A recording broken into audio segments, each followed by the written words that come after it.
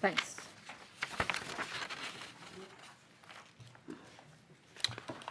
As that's being handed out, and before Michael specifically answers the question about Hillandale, I just wanted to add to the strategy behind the Park Refreshers Program. It's not just about the availability of money, it's about the expediency of delivering these types of projects. Yeah, let me just say, as chairman of the HHS committee, that's what we've been doing for libraries, and the community has overall been extremely pleased that the library gets fixed quicker, and the length of time the library has to be closed is shorter, and the renovations have been very well received. Thank you. At the rate we have been spending money on some of the more expensive park renovations like Hillandale at $7 million and Woodside at $5 million, based on the number of local and community parks we have and the resources that are available through park bonds and program open space. Our life cycle to refresh a local park runs about 250 years.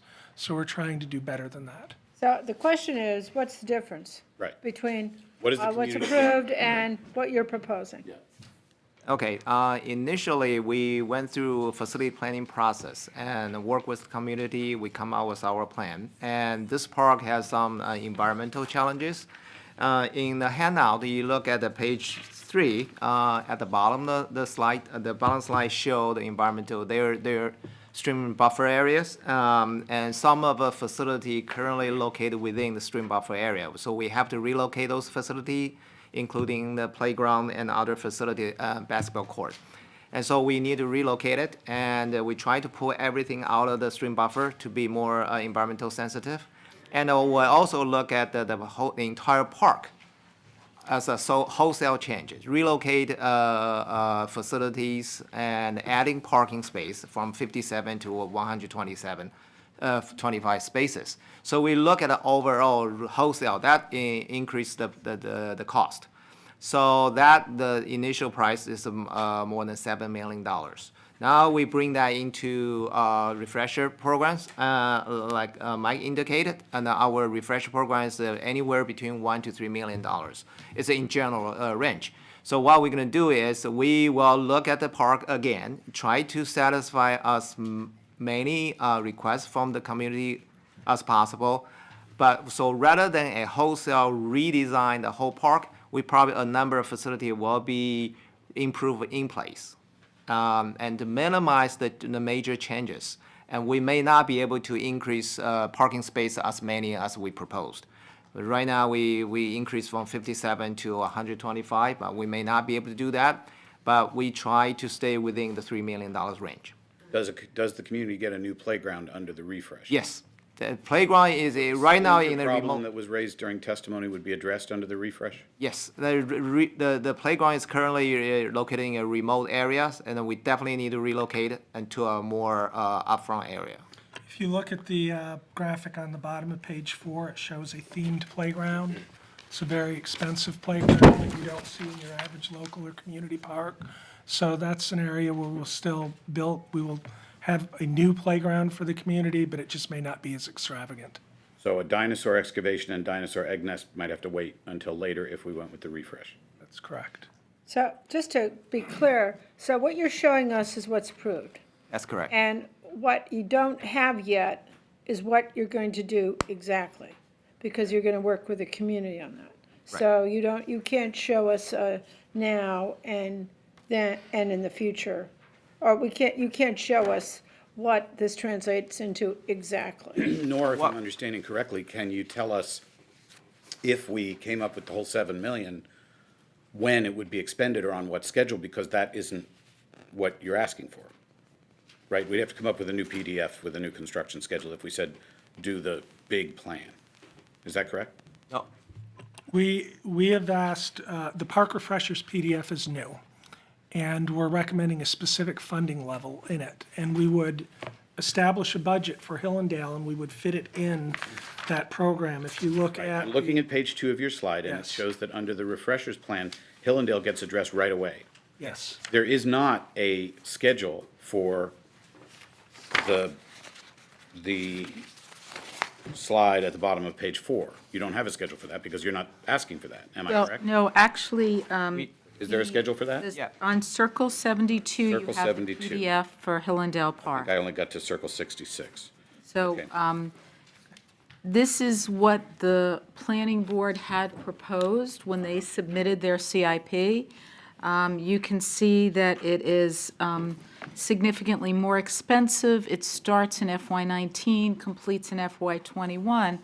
And I do think, one of the very legitimate concerns of the community when they first proposed this park refreshers program was there was no schedule, so there was no sense of when it would start. And they have now proposed a schedule showing that they would start Hillandale immediately, but it is a change in scope. So that's what the committee may want to focus on. I think they have decided that generally, not just in the case of Hillandale, that their old model of total renovations of local parks at significant price tags was something they couldn't afford to do on an ongoing basis, and they needed to shift to a new model.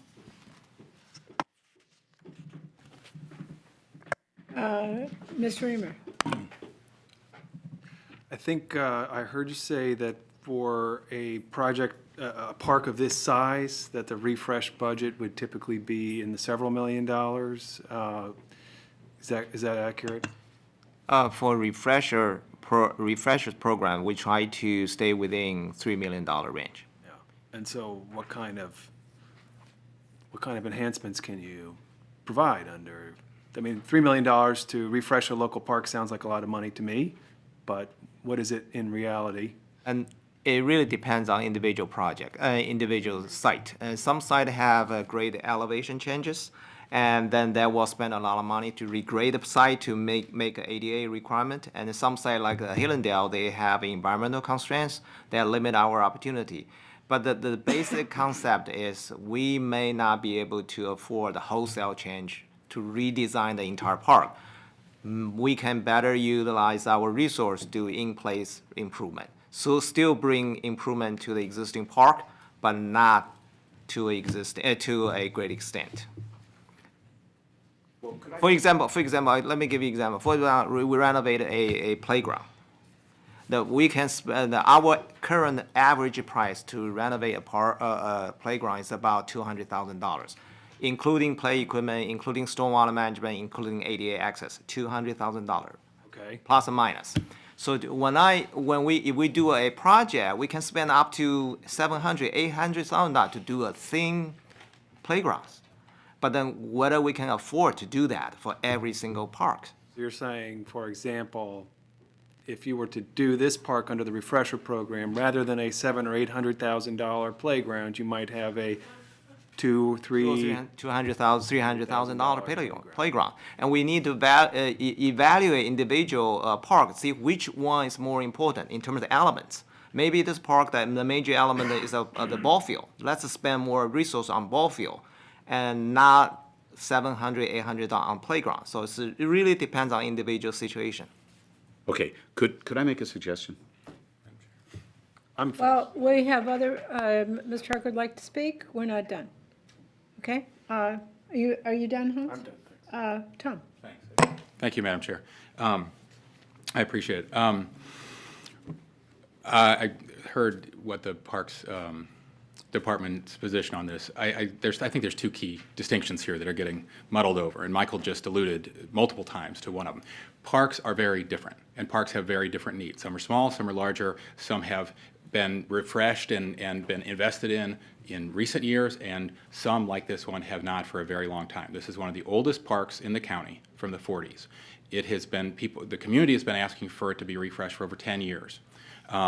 And it has unique, or unusual at least, constraints that require more investment here, namely what's been discussed, the small parking lot that prevents people from being able to use it, and the environmental constraints as well, and the lack of bathrooms and other problems unique to that site. So for $1 million or $2 million, you barely correct for the parking and the ADA. You don't get the other things that have been part of this plan.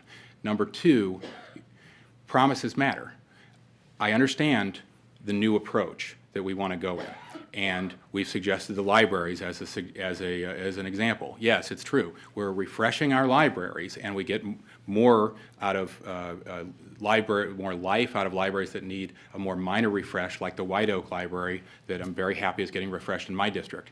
But we are also building new libraries. We just built a $69 million Silver Spring Library and a $70 million Wheaton Library. Nobody's suggesting pulling the plug on the Wheaton Library because it's already a promise that we've made and an investment we've already made. In this case, 60% of the design has already been done, and we've made a promise to the community 2 years ago to build this park that they've been asking for many, many years. And you can see, I mean, in the drawings that were passed around, but here's the larger ones. Thank you, hon. I'll grab it. These drawings are what were sent around to a low-income, diverse, working-class community that's been asking for this park for 10 years. And even if we go in this new direction of just refreshes at lower cost per park and try to get to more parks, I would still maintain parks have different needs, and a promise that we made to the community where we spent money on design and sent these drawings around and told people that are in need, this is what is coming. We should not now, because we changed our mind, pull up the rug from underneath them. I think this should go forward, and you know, Woodside, I don't think is also in my district, not nearly in as dire need as Hillandale. And that's certainly the case in Carolyn Freeman too.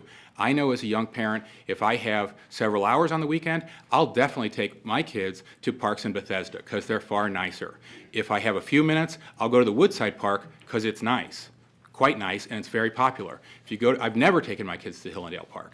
And when you drive past there, you don't really see very many kids, even though there's a great amount of need in that neighborhood because it's not a nice place and the playground's unsafe. So we shouldn't lump all parks into the same need assessment.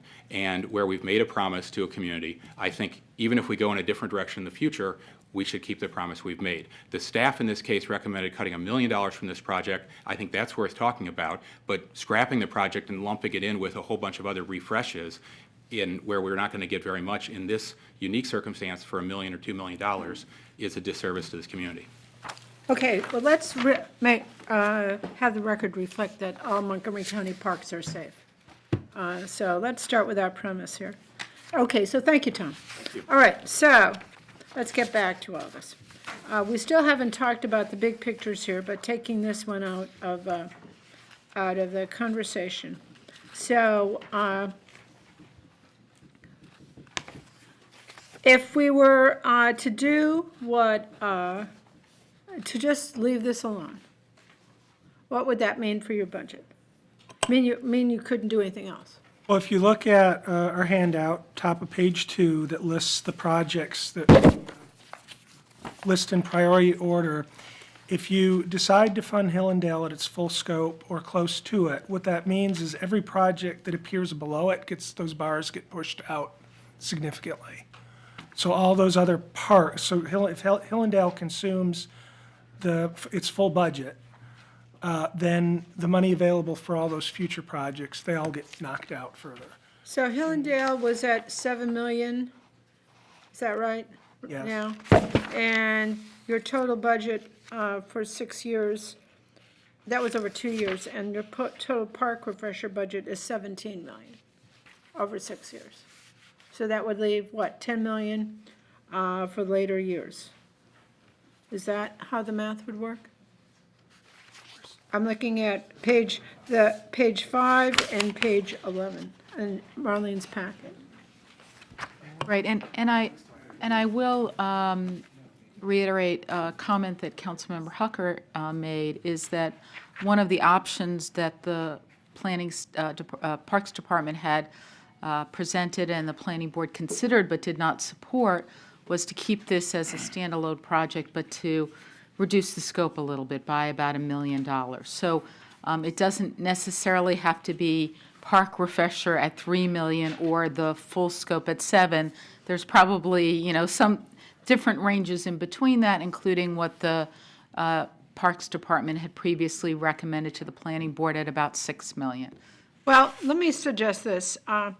Obviously, this is an issue that people care about a lot, but there are other implications.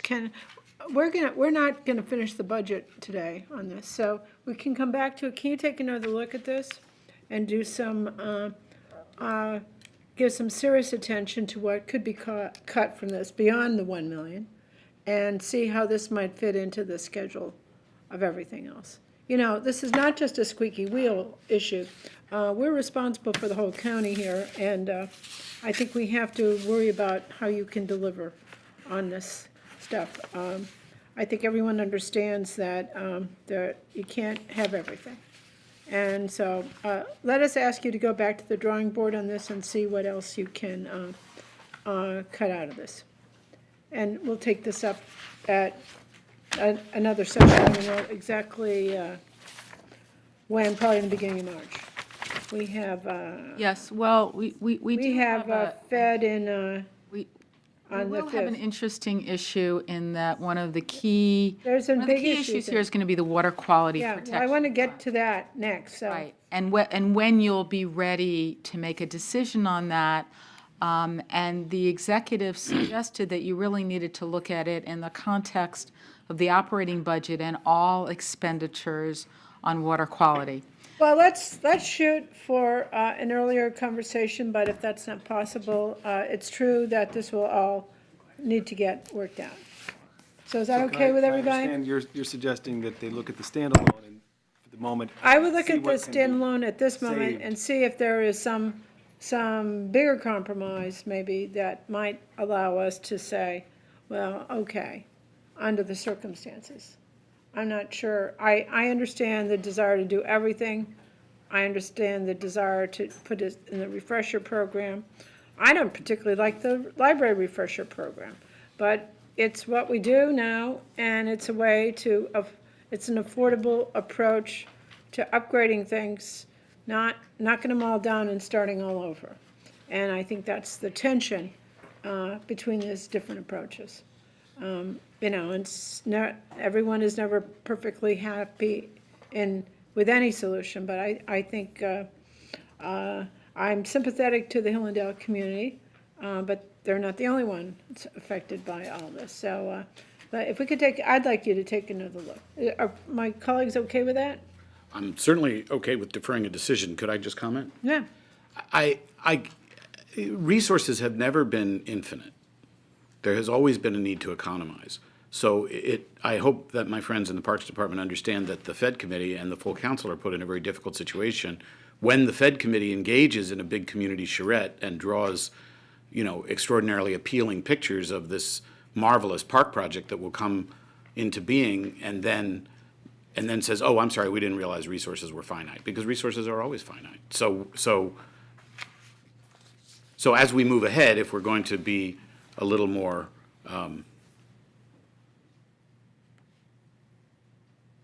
cautious about promising too much, that would be helpful to future generations of council members, because we're in this situation where the community is expecting something the Parks Department told them they would have in a certain time frame. Had the Parks Department had a less expansive vision and said, you know, we're going to fix the playground and we're going to expand the parking and we're going to make it safe and desirable, then we would not be forced now to threaten the community with taking something away that the Parks Department had promised them. And there was never a time when resources were infinite. Okay, so, The most significant thing that changed is we had lobbied, Park Bonds has its own spending affordability limit, and we had lobbied to increase it from $6.5 million a year to $8 million a year. And given the discussion that was going on about the county's greater geo bonds, that was the message that came back to us that changed our assumption on affordability and the availability of resources. Understood. okay, so this conversation will continue. Okay, now, So, on the big issue here is what are we doing about the water quality protection charge? Tom, you're welcome to stay. This is actually a T&E issue. Yes, it is. Too. And there's sort of quite a debate going on, as I gather. That really hasn't surfaced for public review, although it was clear from the public hearing that folks were aware of it, as to who's in charge here. So we're not gonna resolve this issue today, so maybe we shouldn't even talk about, what do you think? Yeah, so the executive's recommending 15.5 million reduction in GO bonds, and that has different components to it, some of which I think you're right, we do need to defer. But the department has indicated that they could take a $6 million reduction in acquisition non-local parks. And the reason for that is they had added 6 million above what had been in prior years. And shortly after doing that, learned that they would be getting $8 million in program open space. So the result was a $14 million increase above the 2 or 3 million that had been there in prior years. And I think it's perfectly acceptable for this year to just have the program open space 8 million, which still gives them a very significant increase over what they had in prior years, and to remove the $6 million in GO bond funding, which takes care of a little bit more than a third of the problem that we have.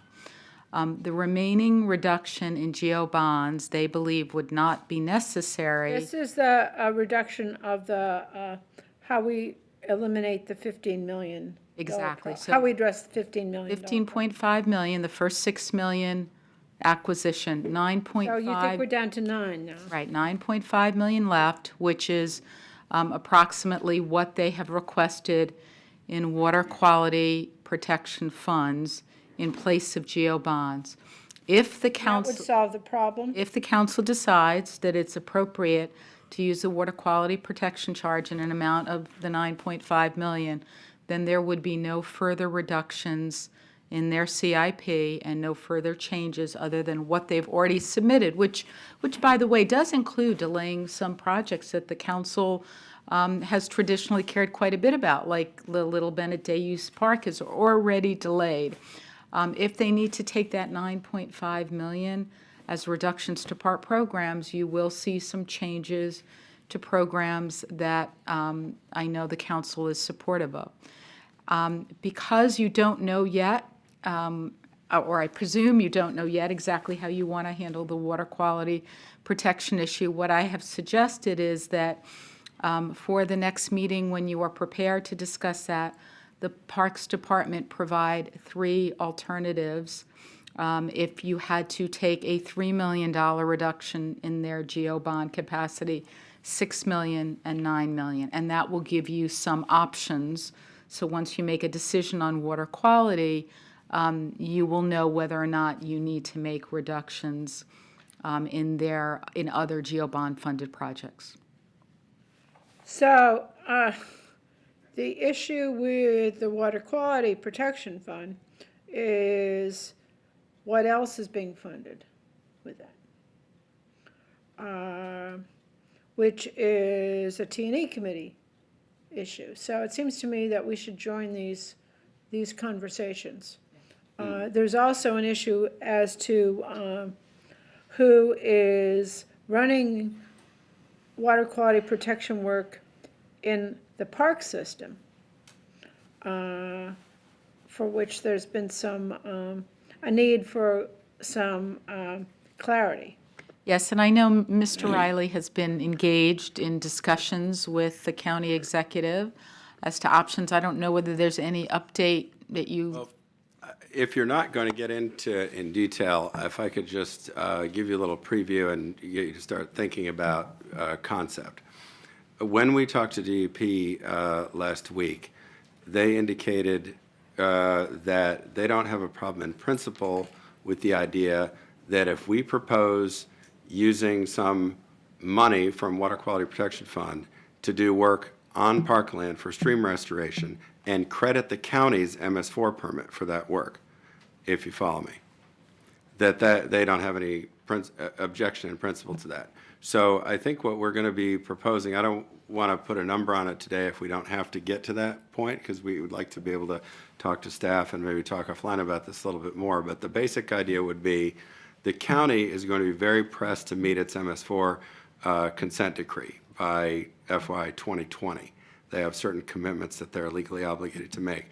We would propose to help them meet those obligations by restoring doing some extensive stream restoration work on Montgomery County parkland and allowing them to claim credit against them, their MS4 permit for that work. So that would imply something along the lines of what Marlene alluded to, that we would like to get this 9 million or thereabouts in Water Quality Protection Fund appropriated to the Parks Department for the benefit of the county's MS4 program, as well as the benefit of the park system in getting these streams restored. And that would address the CIP issue, or is it an operating budget issue? That would address the CIP issue. Let's leave the operating that thing for to another day. another day. Just one little nuance to that. We would also, because the county's obligation is to meet those requirements by FY 2020, that means that has to be, whatever work is going to be done on stream restoration to meet those requirements has to be front-loaded in the CIP, the first 3 years of the CIP. And we can do that. That doesn't completely solve our problem of the back half of the CIP, the out years. We're not particularly concerned about that because we believe that if we commit to getting these credits and we demonstrate that we can do it at a cost at or below what it would have cost EP to hire their own contractors to do it on our land or elsewhere in the county, that when we have this CIP discussion in a couple of years, we can revisit the question of whether or not additional stream restoration work done on parkland should be credited to the county. But for this CIP cycle, we still need to address the back half, which is right around the range of $2.5 million. So I would anticipate that we would be asking for the 9 and change front-loaded in order to help the county meet its immediate obligations, plus some amount to make up the back end to solve our GeoBond problem. But we can discuss the details offline before the next time you all get together. Madam Chair? Yeah. I'm going to have to leave in a few minutes. It's always a pleasure to meet with Chairman Anderson and Director Riley, and they came to see me earlier today, and they laid out their point of view on this water quality protection charge issue, and I understand their point of view, and I understand the DEP has its side of the story, and I like the Chair's suggestion that might be laid out, the two different agencies might lay out their different points of view in a joint PHED Teeny committee meeting, so that we'll get to it, yeah. would make sense. So much as I would like to tell my friends Casey and Mike, I'm with you on this, I feel that due diligence requires that I do hear the other side of the story with respect to the MS4 permit and the expenditure of water quality protection funds. So Indeed, and that's a very good I think those suggestion. conversations are occurring amongst the departments under any event. So, and staff doesn't recommend that agrees that we're not going to solve this problem right this minute anyways. The issue, though, is you have a couple of alternatives here, Marlene. Yes, And I'm not sure we're ready to get to them. right, and the alternatives were actually presented by the planning. That's the board. planning board stuff. If you switch down to 4, you can see the summary of my recommendations for you. And the first was to accept the planning board recommendations related to the 10.95 in park and planning bonds. And the committee has asked for more information on Hillandale, so we'll bring that back to you. The second issue was to reduce the GEO bond funding for acquisitions by $6 million. The third, as I suggested, was to have some options available so that regardless of what you do with the water quality protection charge, you'll have some alternatives available to you to help make those decisions. And then finally, and what I would suggest you do next, is we take a couple of minutes to go through the projects, so to the extent that there's some that are priorities for you, you can indicate that, and the department will know as it's thinking about alternatives. Yeah, so what we'll do now is understand what else is on the table. We're not going to make any decisions at this point, but understanding the moving parts, this is one of your more complex situations. Mr. Reamer? Just on the last issue about the use of the water quality protection charge, if DEP were to agree would we still need to have a joint committee meeting? I mean, it sounds like this is a. It might decision get worked out amongst the progress. various So, parties. We might not need it's to. worked out, yeah. But sometimes if we say we're going to have a joint committee meeting, that Forces the issue, encourages yes, that's a good a staff If they don't agree, resolution. we will have a joint committee meeting. Yeah, I would suggest we schedule it and, yes. I would go a long way to avoid a committee, a Fed Well, joint committee meeting. I'm going to be on that joint committee meeting no matter what happens, but, well, I'm the one who's on both, so, but nonetheless, let's get that message out there. Work it out, or we'll work it out, and we'd rather have you all work it out. Okay, so now let's get updated on, yeah, I we've think heard about the park refresher issue. Right. And I don't know if, I think as Councilmember Leventhal described, this is what we're doing elsewhere, and I mean, in principle, it makes a lot of sense. That's correct, and, I would note that this does not mean that there won't ever be a standalone project. It just means that a lot more smaller projects can be done, and where the department determines they need something bigger, they can come in with a standalone project. Well, we're also going to have to get some more granular understanding when the Parks Director warns that full funding of any one project would mean that we wouldn't get around to the other projects for 250 years. Is that real, or is that somewhat alarmist? Or we'll need a better understanding of that when we come back on the Hillandale issue. Sure. I think if I can just, what he's saying is if every park has to be funded at that level, then it would take 250 years to get through all of them. But if you, is that correct? Yeah, I can do the math real quick. Our SAG for park bonds is $6.5 million a year. We devote a little bit more than half of that to the level of efforts like PLAR and trail renovation, and the other half can go towards a single park. So that's $3 million a year.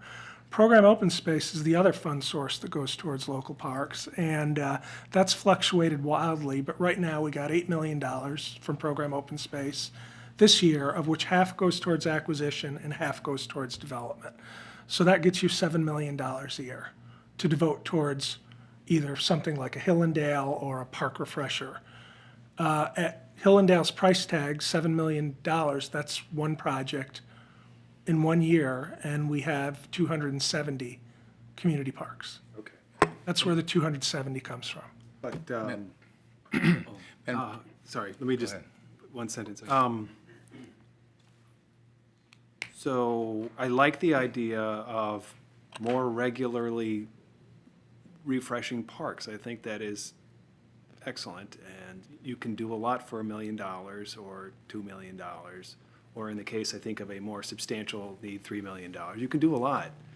And so if we can do 10 to 1, 10 parks to the 1, even if they're through the refresh, I think that's valuable. This question of Hillandale, we're obviously working our way through that, but in general, I think, we've got to have some restraint so that we can meet more communities' needs. And park uses constantly evolve, like what people want from their parks constantly changes. So if we don't have a program to keep pace with that, then, we fall behind. And I keep going back to the Infrastructure Maintenance Task Force, which has a framework to know what share are you spending of the required maintenance funds. Are you sharing 20%? Are you spending 20% of what you're supposed to be spending? Are you spending 50% of what you're supposed to be spending? And I just feel like we ought to have a number for parks to refresh all of them on an acceptable timeline, 15 years, something like that. Maybe less, maybe 10 years. Like every 10 years, every park should get just an update. It's not a huge thing, but just an update. And how close are we to spending at that level? And, I think it would be helpful to have that. So I've asked for that before. If there's a way you could develop it, I would very much be interested. We will. At every 10 years, that's about 27 parks a year.